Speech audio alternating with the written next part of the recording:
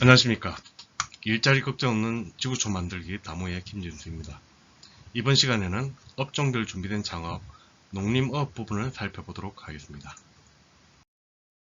농림업 쪽에 산업분류체계 대중소분류는 화면에 보시는 바와 같습니다.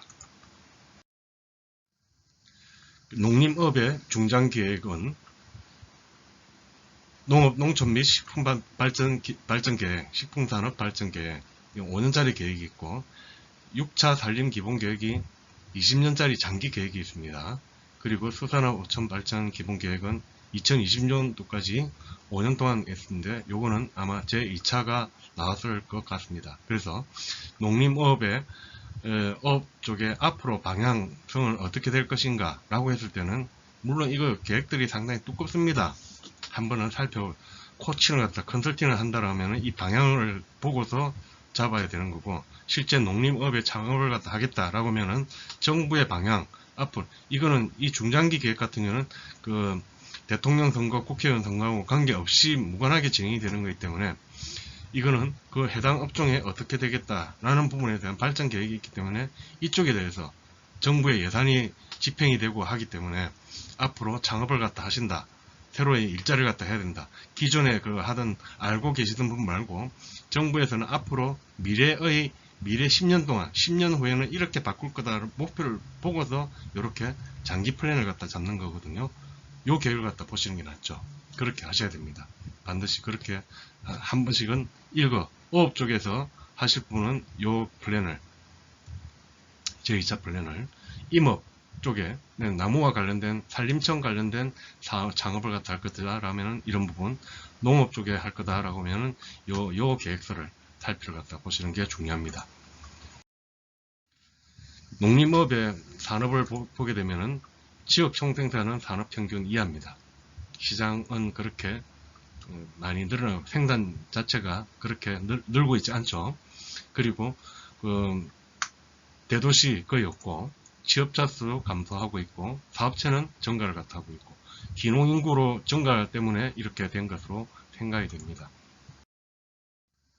연구개발비 보면은 2014년 이후에 조금 증가하고 있고 시장은 떨어졌다가 줄어들었다가 조금 늘어나고 있죠.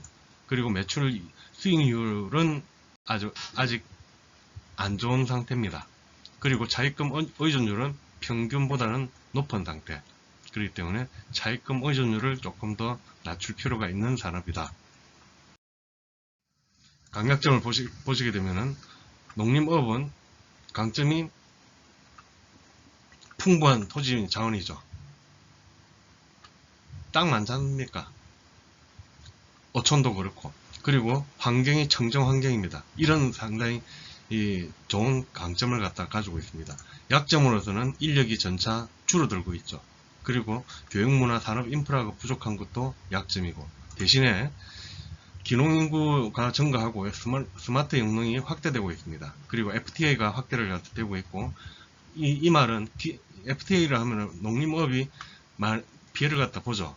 확대된다 하는 것은 글로벌로 수출을 갖다, 우리나라에서 해외 쪽에서 FTA를 갖다 체결되면은 외국 농산물들이 우리나라에 유입되는 것도 많지만은 역으로 말하면은 우리나라에 수출되는 것도 많아지는 겁니다. 그래서 이쪽에서 K푸드 지금 많이 올림픽 때문에, 일본 도쿄 올림픽 때문에 한국 도시락 지금 대박 났죠. 그것처럼 전 세계 우리가 치맥이라든지 한국 제품도 이제 세계인들한테 안내되기 뻗어나가 좋습니다. 기회를 타야죠. 그리고 위험 요인은 이 인구가 자꾸 줄어들던 일을 갖다 해야 되는데, 일자리를 만들었는데 젊은 사람이 없어요. 나이 드신 분밖에 없습니다. 계속 고령화되고 있고, 그게 취약 요인이고, 그리고 기농을 하신 분들과 기존의 현주인들의 마찰 부분들이 많이, 새로운 부분을 갖다 사업을 하려고 그러면은 현지인들이 색안경을 갖다 끼고 바라보는 부분이 많습니다. 그게 이제 가장 약점으로 되어 있고, 그런데 이런 부분에 대해서는 하나 농촌의 발전 사례를 갖다가 한번 짚어보면은, 구례에 자연드림 파크가 있어요. 전남 구례 원래는 한 유효 임야지가 있습니다. 토장농이 정부이고, 논이고 밭이고 산이고 아주 깔끔한 농촌, 전형적인 농촌입니다. 거기에다가 구리에서 2014년도에 농촌 복합 관광단지를 갖다 건설을 하게 됩니다.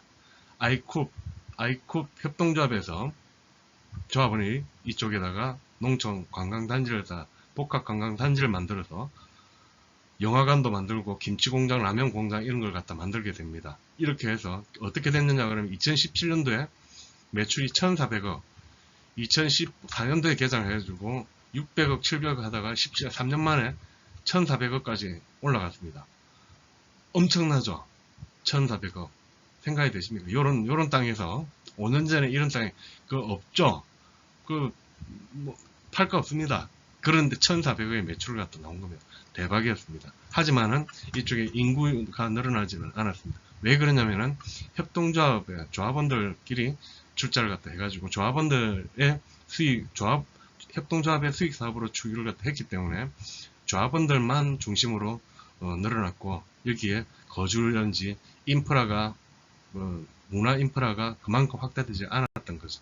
근데 그런 아쉬운 점이 있지만 농어촌 쪽에서는 이런 부분에 대한 도시 쪽에서 이런 식으로 접근을 갖다가 할 수 있다. 그리고 농림업에 보게 되면은 업종을 보게 되면 농업 쪽에서는 시장이 지금 없죠. 그런데 이쪽에서 시장이 확대되고 있는 시장들이 이쪽들입니다. 그러면은 여기에 보건 보시면은 보건 조금 전에 말씀드렸던 K푸드 그거는 K푸드는 제조업이 수반이 돼야 되는 거죠. 라면을 갖다 만들고 치맥을 갖다 하려 그러면은 지금 바로 벼농사 그거 해가지고 하는 게 아니죠. 닭을 팔아야 되는 게 아니고 치킨을 갖다 팔아야 되는 거죠. 그리고 건강식품 제약회사들 상당히 순도 높은 청정 환경의 제품들이 필요합니다. 화장품이라든지 화장품, 제약회사 같은 순도 높은 농산물을 갖다가 원료로 하고 있기 때문에 그런 부분에 대해서는 고부가치 순도 높은 부분은 유기농 같은 경우는 유기농 농업으로 해가지고 고부가 제품을 갖다 만들어내고 하는 부분들이 유리하죠. 그리고 매출액 영업이익률은 아직 낮습니다. 그럼 높은 부분에 대해서는 광업, 예술, 부동산, 과학 이런 부분이 있기 때문에 과학기술을 갖다가 한다라고 했을 때는 수익성이 더 높아지겠죠. 스마트팜 같은 게 대표적인 사례가 되겠죠. 그런 쪽에 대해서 접근을 갖다 해야 된다. 차입금 의존율에 대해서도 지금